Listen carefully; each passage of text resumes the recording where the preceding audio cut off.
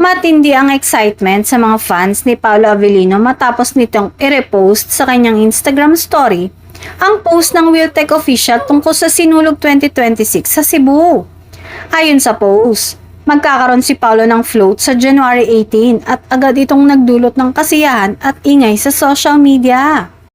Maraming netizens ang nagkomento at nag-share ng kanilang pananabik na makita ang aktor sa sikat na fiesta. Hindi rin nagpahuli ang mga fans ni Kim Chiu na nagkomento sa post. Kasama na rin ang mga supporters ng aktres. May ilan na nagpahayag ng pagkadismaya dahil noong nakaraang taon ay kasama si Kim sa Sinulog kaya't nagtanong sila kung bakit ngayon ay mag-isa lang si Paolo. Ang pagkakaroon ng float ni Paolo ay tila nagbukas ng diskusyon sa posibilidad kung sasamahan ba siya ni Kim sa selebrasyon.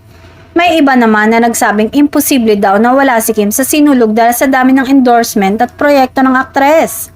Bukod dito, may mga netizens na nagmungkahi na baka may sariling business venture si Kim sa Cebu, kaya posibleng dumalo rin siya sa kabila ng hindi pa kumpirmadong impormasyon. Patuloy ang haka-haka ng publiko sa kanilang posibleng muling pagsasama sa event.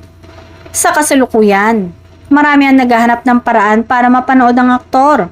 May mga fan na nagsabi na pupunta sila sa Cebu para makita si Paolo sa mismong float niya.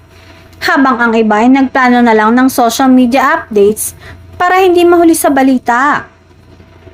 Ang anticipation sa paglabas si Paolo sa Sinulog 2026 ay malinaw na mataas at lalo pang pinainit ng kanyang Instagram story repost.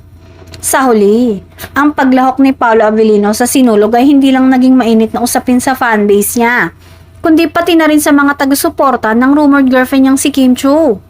Bagamat may mga espekulasyon pa kung pareho silang dadalo sa nasabing event.